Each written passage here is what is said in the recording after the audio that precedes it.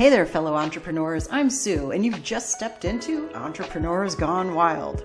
Every week, I'll introduce you to a friend of mine, a remarkable entrepreneur who's not just changing the world, but also harnessing a secret weapon, time outdoors. Together, we'll dive into their journey, unpack invaluable business advice, and discover why embracing the wild is not just good for the soul, but also a goldmine for inspiration and innovation.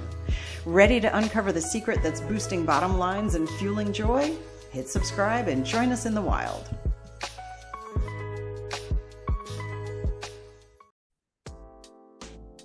Ladies and gentlemen, I'm really excited to introduce to you my friend, Dustin Red Wallace. He's a coach who's dedicated to empowering Christian men to step boldly into their God-given purpose. He's got a program called Red Print. It's his coaching framework. This is so cool. He helps men break free from limiting beliefs, rediscover their true identity in Christ, and lead with clarity and confidence. Red's mission is to help men thrive as husbands, fathers, and leaders by shedding false narratives and embracing the masterpiece that God designed them to be. His work equips clients to deepen relationships, lead with integrity, and build legacies that honor God. Get ready to meet a coach who's transforming lives and inspiring men to live with purpose. Red, welcome to Entrepreneurs Gone Wild. Thanks for having me, Sue. And wow, what an intro. Let's hope I live up to that intro. No pressure, right? No pressure at all. I'm so grateful to be on. I'm excited for our conversation today. I've been looking forward to this. This is so cool. So the first question I always ask, and I'll ask you, is who do you serve and what problems are you helping to solve with them? I love that. Well, as you briefly mentioned, I serve Christian men, but also I'm not just bottled into men. I know a lot of men need that safe space that comes with men talking to men. So I'll get a little bit deeper into that kind of community that I'm starting to build. But my heart is for leaders. My heart really is for leaders, entrepreneur-minded people that really that know that there's more to life, and that know that there's purpose, there's calling deeper than just success financially, which is important. Yeah, obviously, we need money to make the world go round, but I feel like it's so much more deeper. So I like to believe that I help husbands, fathers, leaders, like you mentioned, those business owners, those entrepreneurs, those that may feel stuck or overwhelmed. Maybe they're overthinking decisions, because I don't know about you, and I'm sure you know this. As entrepreneurs, it's very easy for us to be chasing all the different rabbits that come. And I really feel like a lot of my work really helps people clarify the next step. Because how many of you know, listening, watching, you know that not everything good is a God thing. Just because you can doesn't mean you should. And unfortunately, it can be hard without an outside, unbiased perspective to know what we should or shouldn't do. Now, again, I'm not ever telling someone exactly what they should do. It's really a path that I feel like it's a partnership when it comes to working with me.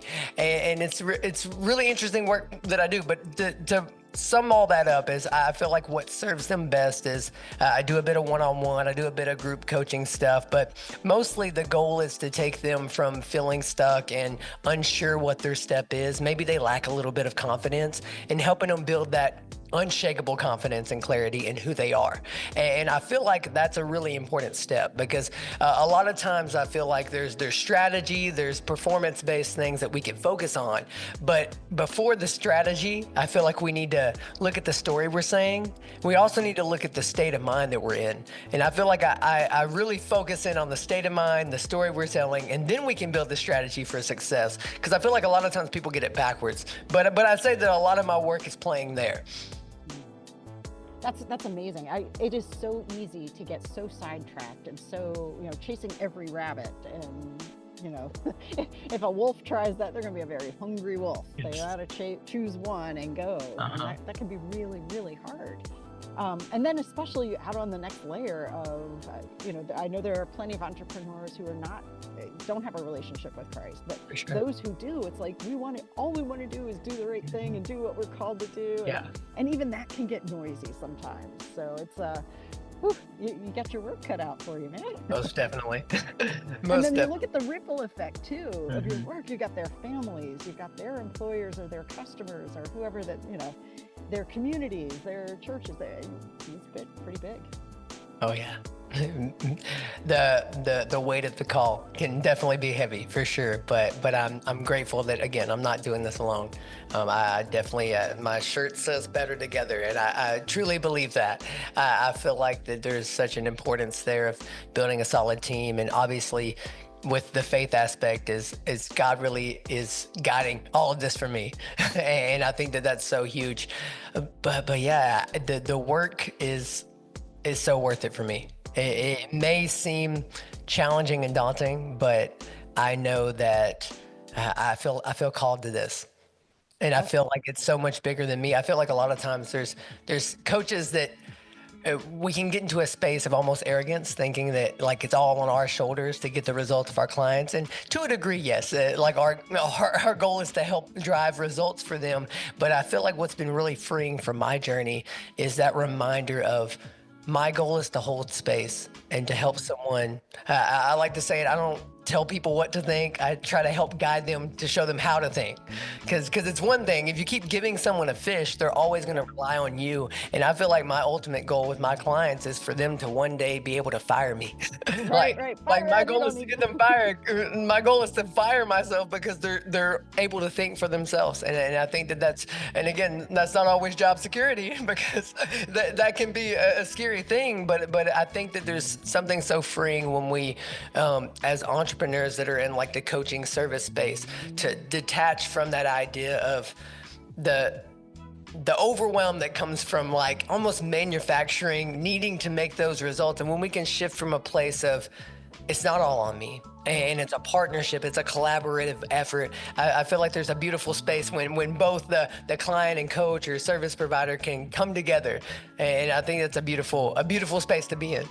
It really is. I mean, and it's such a powerful thing. I think, as Christians, we've heard so many weird messages, or I shouldn't speak for all, but I know I sure did. Yeah, for sure. And, this strange messages about money, strange messages about what ministry entails and who's equipped, there's a lot of garbage thinking that you probably have to, get on a big old broom and help people sweep out. What are you finding, what are some of the things that are like keeping people up at night that you're seeing happen over and over and over? The mental weight. That's so good.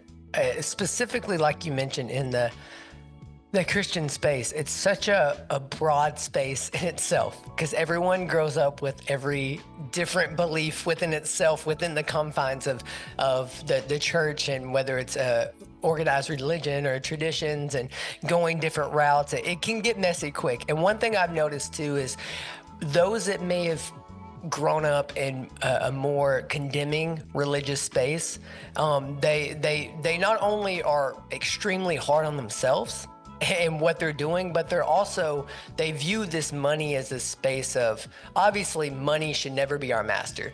But also, I truly believe that God's created us to live an abundant life, to live a life that's prosperous. Now, does that mean everyone's going to go out and get filthy rich? Maybe not.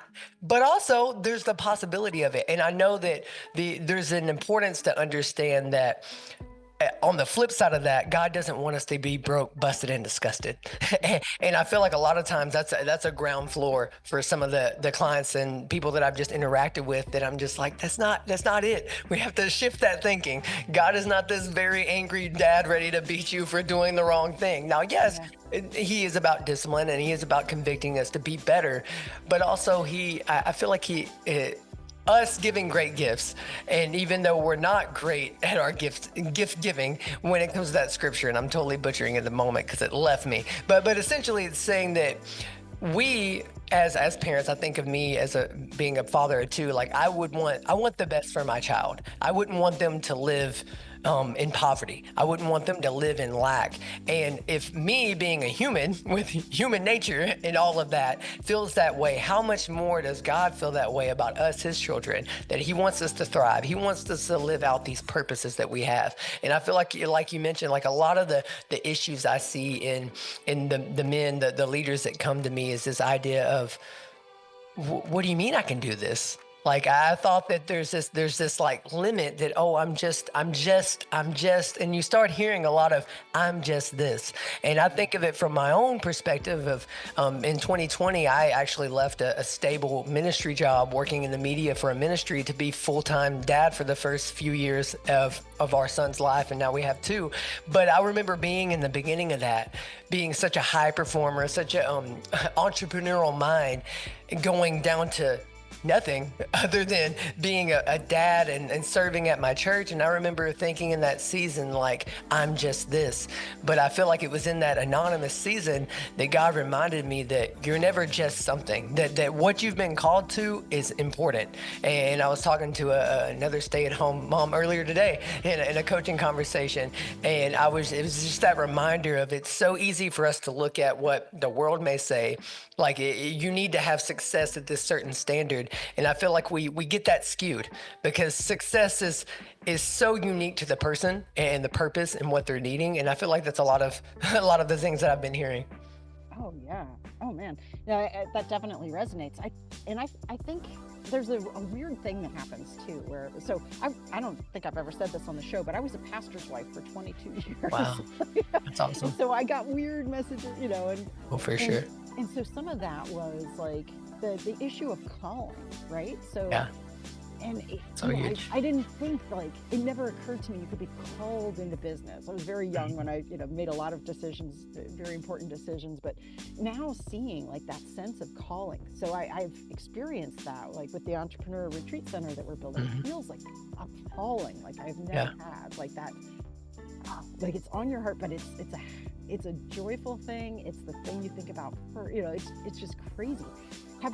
Does it feel like that for you? And have you experienced like clients saying, like, does that, like, have they had that sense of calling on the thing that they're doing?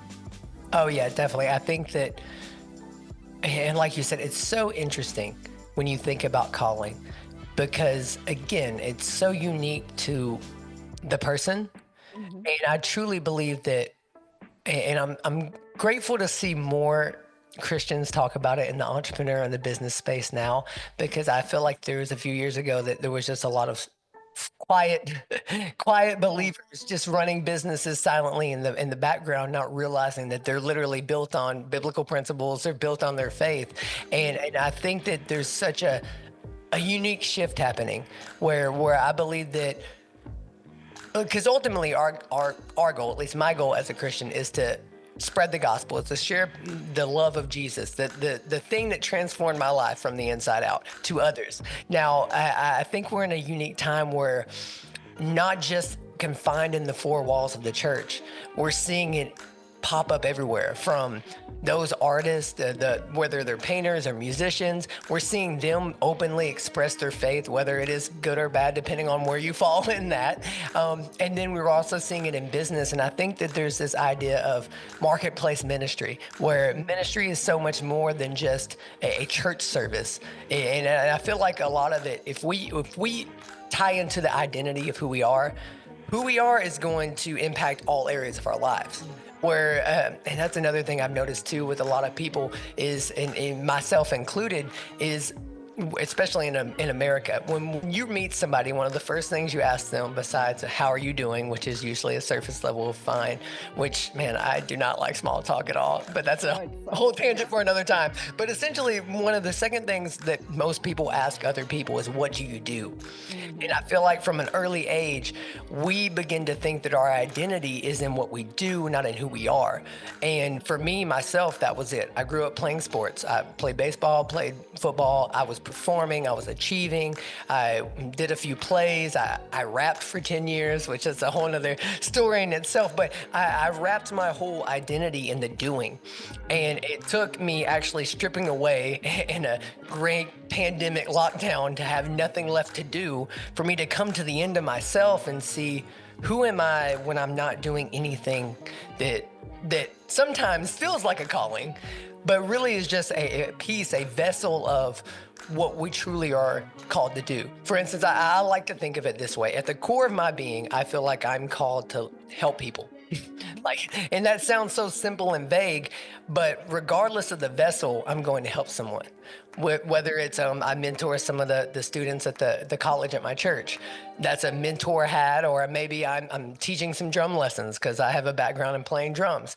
It's still helping people. Or maybe it is on the mindset level with my coaches here, or maybe it's helping someone with their landing page, or you fill in the blank. It's all these different vehicles, but it's not the me. And I feel like a lot of times when it comes to our calling, yes, we are called to go after and do things, but at the root of all that, if we were called to do it in a different way, use a different vehicle, would we be willing enough to do that? Or would we be so married to this method that we could be missing out to making a bigger impact? And I think I go back to my years of rap so I rapped from 2008 to 2018.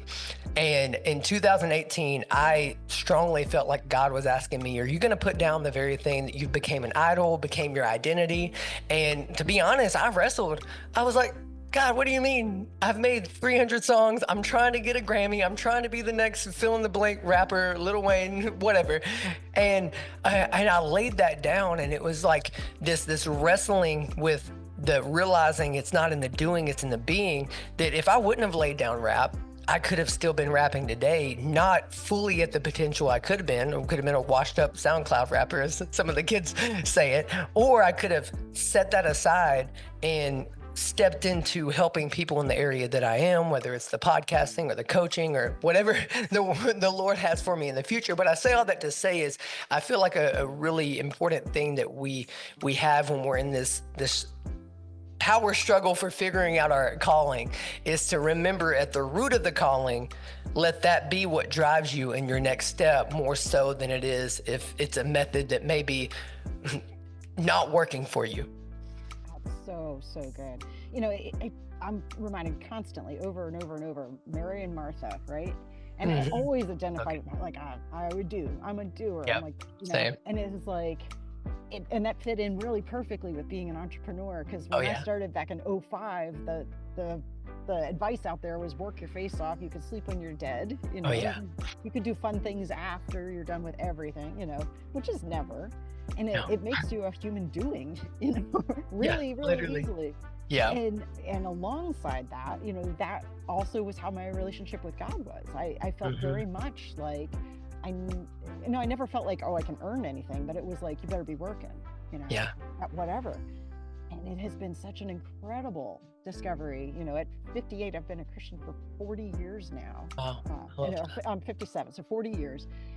It's like, wait, no, that was never the thing. Like, just sit and play my child, and it's like, what is that, Yeah. It's a crazy difference, because I think it's like, I don't know that I would have stumbled into that without doing it, being a doer, and finally like, oh wait, you can just be, Yeah. It's amazing. What are you seeing, like, in your clients that you're working with, what are you seeing them go on to do? Those who fire you and, hey, I don't need you anymore. For sure. What's happening for them? I think so this was before I was even more so really tailored to the Christian audiences. I think of one of my past clients named Dave. Well, we'll name him Dave. That's close enough without giving too much detail. But Dave he came to me, and he was actually a part of one of the first coaching programs I was in. And he was like, okay, I want to figure out this whole mindset coaching thing. I'll just, I'll work with you. You seem like you could help me. And going into it, he was building a coaching practice he was an attorney, and he was going to help future attorneys, I guess, pass their version of the bar test or whatever it may be. So that was kind of like his offer, his package. And he also had this passion to be a singer-songwriter, and he lived close to Nashville area. And we really dug deep into kind of like that calling, and more so than just being a lawyer or going after this thing that seemed like the financial choice, or the choice maybe mom and dad or whoever it was in his life telling him that this was the safe route. We began to dig into this idea of, what if you did go after and pursue this singer-songwriter career? And sure enough, quickly after working together, he signed with an indie label. He's made a couple albums since then. I love seeing on my Facebook because he'll pop up and he'll be performing at some small place or big place, and I'm just like, that's so cool.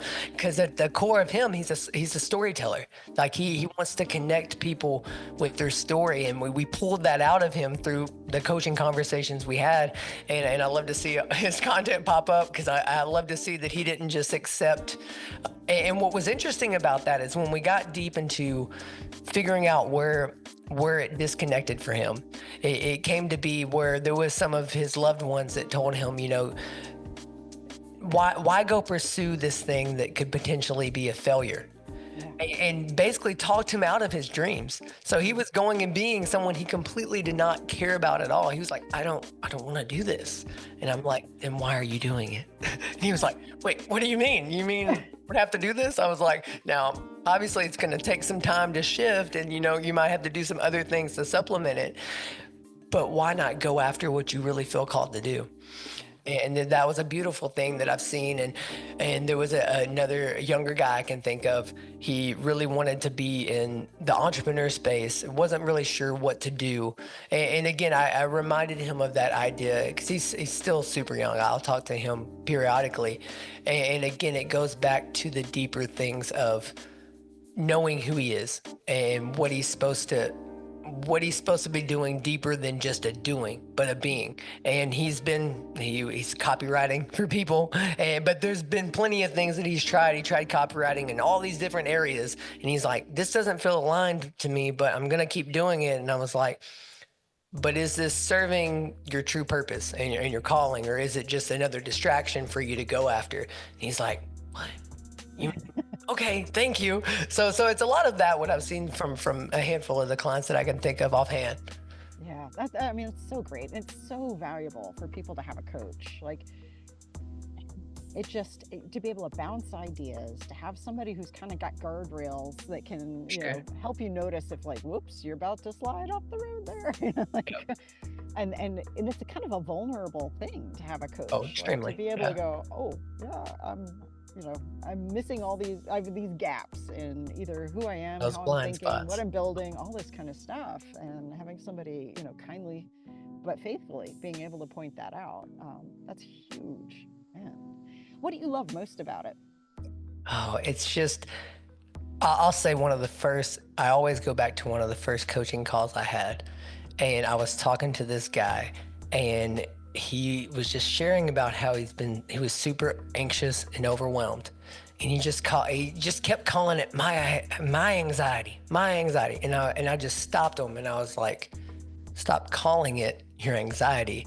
It doesn't have power over you. You have power over it. And just the reaction, like the visible reaction and the shift that happened from that point forward was just like, you mean that I can have conversations with people, that I can help hold the space for them to come to these insights, these light bulb moments that can truly change the entire trajectory of their life. And when I got a taste of that, I was like, wow, I want to do that. Like and even now working with some of those, like you mentioned, some of those that have clients or customers in themselves, I love to go like that second layer deep. And thinking like, how can I help you best serve those that you're trying to serve? Because it's just so many layers there. That's offhand. That's one of the main things I can think of. That or with content, because I think it's so much bigger than just the coaching one-on-one or coaching in a group setting. Is I love that we're in a space where we can make a podcast like this, and we can put it out there, and something one of us can say years later or tomorrow or whenever it comes out, you can have someone comment or even private message you and be like, what you said that there, like, completely changed my thinking, changed my life. And there's nothing like that for me. I love that too. Like that whole sense of, as content creators, we have this amazing opportunity to help belief shift, And it's like, whether it's writing, like I've been doing for 20 years, or, podcasting, that's such a great thing, like you said. And like, it's just an incredible thing to be able to have that content out there that somebody stumbles onto at just the moment that they needed to have that. And have like that just a little shift. That's all it took. And then shoot, like it changes the whole trajectory. That's an incredible thing. What do you do for, like, speaking of that, like content, I hope you're on podcasts and have books. Like, what do you have going for content? Definitely. So content, I have a podcast that I release weekly. So I have a once a week podcast, and that's either going to be a solo, me talking, sharing, teaching, sharing, kind of opening minds to a certain topic, or I have a dialogue like we're having. I'm also guest on other podcasts. I'm working on my first book. It's in the works. Still kind of putting that together. Put it on the shelf for a little bit to navigate some other things. So I have those two things, and I actually just launched today a school community that kind of started from the podcast. So I want to get people in that aren't just there consuming the content, but want to be a part of the conversation. And what's really great about that is they're going to get to shape future episodes. I'm going to be giving some like weekly practical steps, some worksheets that they could use to further apply what they're hearing, and then working on maybe some monthly calls within that. But that's kind of from the content side. And then a smaller down version of that is I'm taking clips from various podcasts and putting them out all on social, and just again, and I think there's a beauty in both having a strategy and being prepared, but also, again, when it goes back to your faith, being spirit-led. Because I normally just do my reels, my shorts. I normally just have those come from previously recorded content. But I was in my devotional time a few days ago, and it just spoke to me in such a way. It was so visceral that I had to share it. And sure enough, that little run of mill, I just quickly put something together and put it out there. And I had so many people, not just actually comment, but like people in real life that are in my circle come up to me and be like, wow, I needed that. And again, it goes back to, it's important to put in the reps and have the strategy. And it's also important not to be so married to that method that if an extra something comes up that you want to share, be willing to do that, because you never know who needs that in that moment. That's so true. And it's so funny. I work with a lady named Stacey Lauren. I've gone through her programs and all this, and she has a thing called Find Your Voice, right? So cool. Because so many of us, like, we just can't do it, right? Yeah. And for one of the calls, she actually showed up in a shower cap. Like, there's this group call. She's in a shower cap. We're like, what on earth? She had seen that so much of like what's out there is so polished, so perfect, so, heavily groomed. Yeah. Like, I don't want people to feel like that. I want them to know, like, sometimes the thing that comes to you, like, in the moment, that's the time to share it.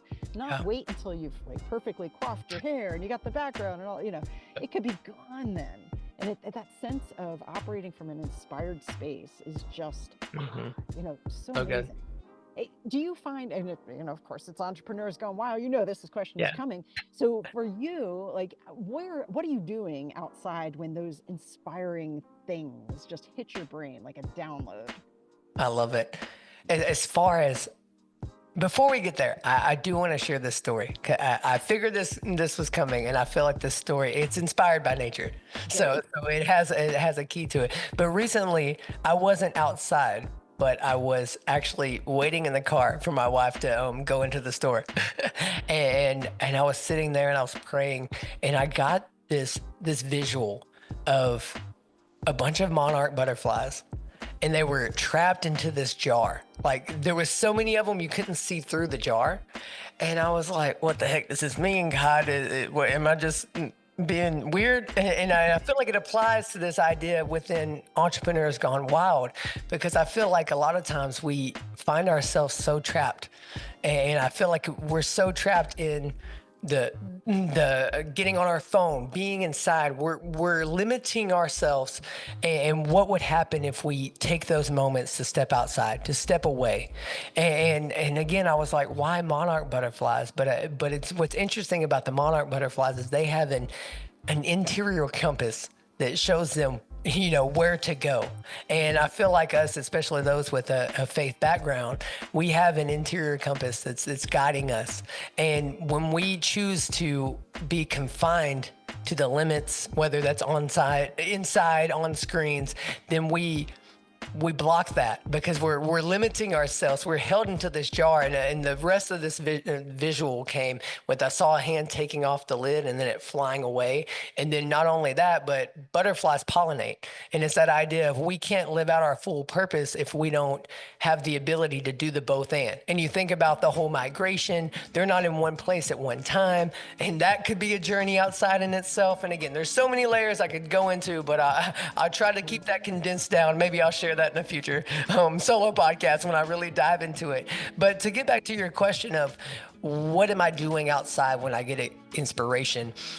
It could be anywhere from like we mentioned beforehand, mowing, because definitely I think that there's a beauty again when you get outside of what you're doing. I feel like there's a spiritual connection with a change in location, and especially when it's a change in location that's not confined to a room. And as I'm looking around, I'm in my little studio, my little makeshift studio I have, and I think about how limited it could feel. And then I think about what's on the other side of that. And I think there's so much as entrepreneurs when we get into these ruts that maybe the rut that we're in is because we haven't changed what's around us. And I feel like our outward world can be a reflection of our inner world. Again, that kind of ties into my whole red print philosophy. Is the second step of that is reorganizing our mind. And I look at that from an external point of like decluttering our space. And that could come from getting out in nature, because I feel like when we get outside and we see the beauty and the creation that the creator has created, you can't help but be inspired. And I can say, yeah, I go on walks. I like to bring my kids along. I'll go on walks. Maybe I'll throw in a podcast. Maybe I'll just do silent walks.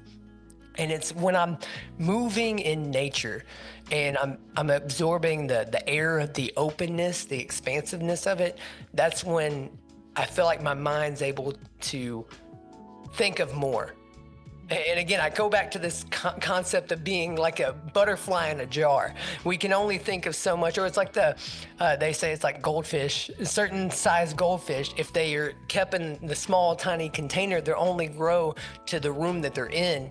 And I feel like that's such an encouraging, more practical thing is when we get into larger, bigger spaces, how that will expand our minds and expand the way that we can see things. So cool. There's so much, like the whole, oh man, your monarch thing. I'm like, my brain is going, ooh. Also, it's glass, which could be a screen. Our screens are glass, exactly. You know, and it's like trapped in there.